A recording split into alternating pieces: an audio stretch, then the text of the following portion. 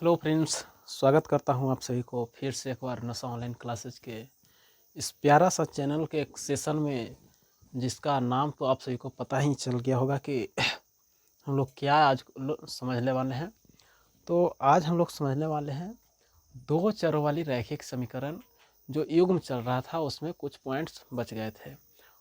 अब वहाँ पर कुछ कॉन्सेप्ट तो नहीं बचा है, लेकिन उसमें जो प्रश्न होता है सिर्फ वही हम लोग को बनाना बाकी रह गया था, और आज हम लोग उसे ख़त्म करेंगे 3.2 को क्योंकि 3.1 को ख़त्म कर चुके थे। अब हम लोग 3.2 को ख़त्म करेंगे।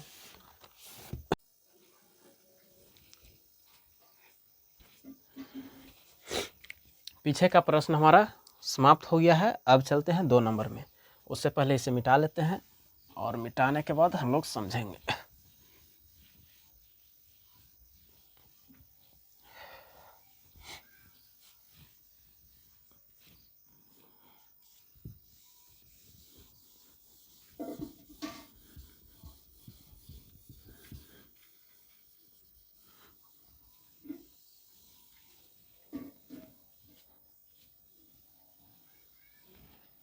चलिए अब समझ लेते हैं हम लोग 2 नंबर प्रश्न। लिखा हुआ है कि अनुपातों A1, A2, B1, B2 और C1, C2 की तुलना कर ज्ञात कीजिए कि निम्न समीकरण युग्म द्वारा निरूपित रेखाएं एक बिंदु पर प्रतिच्छेद करती है या समांतर या संपाती है। क्या हमने अभी बताया। अभी भी हमने वही बात बताया था कि यहाँ पर हम लोग इसके सहायता से रेखा को चेक करते हैं कि समांतर है, संपाती है या प्रतिच्छेदी है। तो चलिए कुछ उदाहरण के सहायता से समझ लेते हैं। तो सबसे पहला उदाहरण क्या है। सबसे पहला उदाहरण 2 का 1।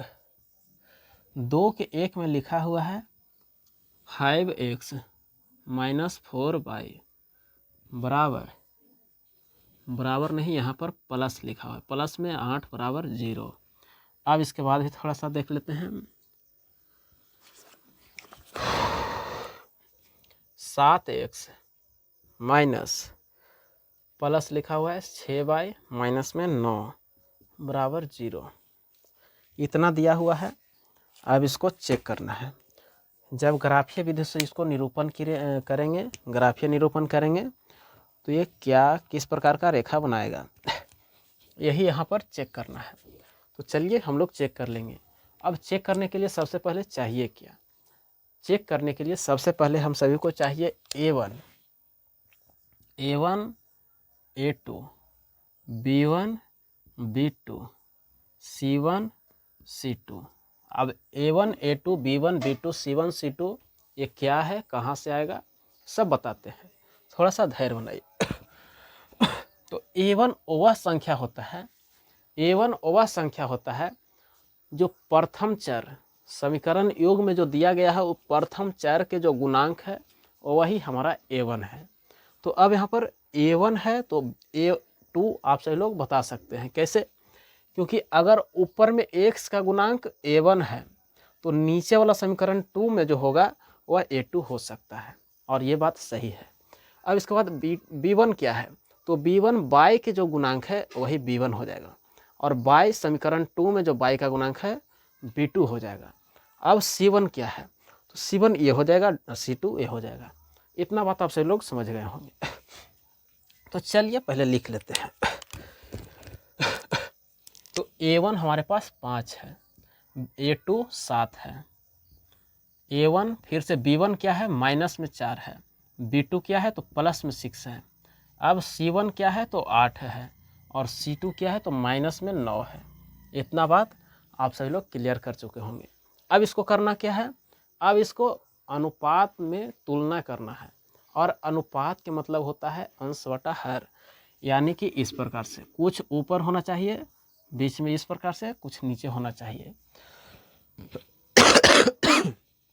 तो चलिए सबसे पहले A1 A2 का तुलना करते हैं। A1 A2 का तुलना आपस में करते हैं। तो A1 और A1 अनुपात में A2, और A1 के स्थान पर 5/7 है। B1 B2, और B1 B2 के स्थान पर माइनस में 4/6 है। C1 C2, इसके स्थान पर 8/-9 है। इस प्रकार से हमारे पास आ गए हैं। तो अब हमें आप लोग बताइए कि क्या ये सभी आपस में बराबर है?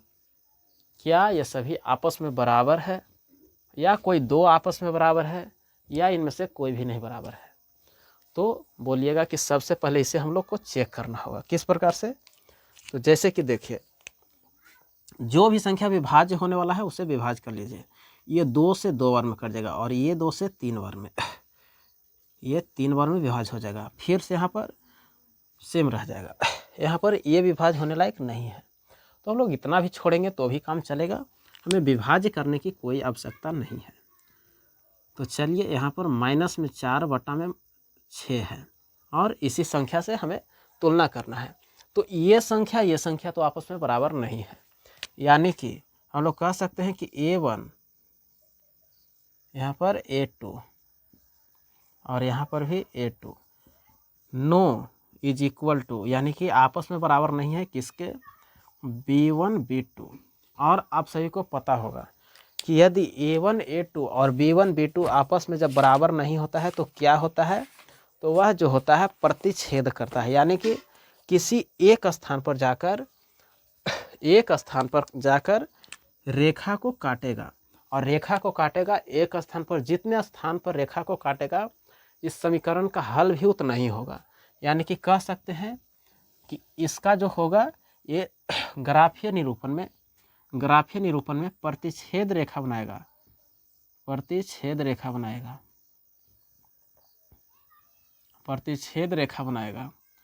और यहाँ पर ऐसे तो पूछा गया है सिर्फ यही कि प्रतिच्छेद रेखा बनाएगा, संपाती बनाएगा या समांतर बनाएगा। तो यहाँ पर रेखा तो प्रतिच्छेद बनाएगा।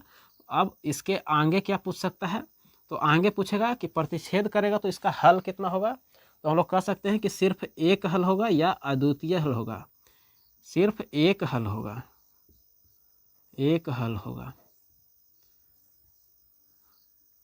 इतना बात आप सभी को समझ में आ चुका होगा। इसके बाद भी समीकरण युग्म के बारे में बताएगा कि इसका समीकरण कैसा होगा, तो उसके बारे में भी हम लोग समझेंगे कि अविरोधी होगा या आश्रित होगा। तो वो आगे का चर्चा है, अभी बस इतना ही समझना है और आप सभी लोग को समझ में आ गया होगा। फिर से एक बार रिवीजन कर लेते हैं। हमें रिवीजन करने में क्या जाता है, क्योंकि हमारा सिद्धांत ही होना चाहिए रिवीजन बराबर रिजल्ट। रिवीजन करेंगे तो रिजल्ट आएगा। तो यहाँ पर हमारे पास 2 समीकरण युग्म है। इसके सहायता से हम लोग A1 A2 B1 B2 C1 C2 का मान निकालेंगे। अब इसके बाद A1 A2 B1 B2 C1 C2 को आपस में तुलना करेंगे, और जब तुलना करेंगे तो ये हमारा A1 A2 no is equal to B1 B2 क्या है, यानी कि दोनों आपस में बराबर नहीं आए हैं। और जब A1 A2 B1 B2 बराबर नहीं होता है तो हम लोग कह सकते हैं कि इसका जो ग्राफीय निरूपण होगा वह प्रतिच्छेद रेखा करेगा, और ये हमारा इस प्रकार से आंसर होगा।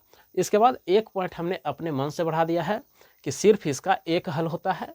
इसके बाद आगे का भी प्रश्न देखेंगे। तो ये आंसर हमारा हो गया है। आशा करते हैं कि आप लोगों को समझ में आया होगा। तो बीच में आप सभी से एक रिक्वेस्ट कर लेते हैं कि इतना दिन के बाद आप सभी को एक वीडियो प्रोवाइड किया जा रहा है, तो इसमें एक हैक लगा हुआ है। वो हैक क्या है? अब तो कलरफुल नहीं है, पहले कलरफुल आता था और रेड कलर में लिखा रहता था इस प्रकार से SUBSCRIBE।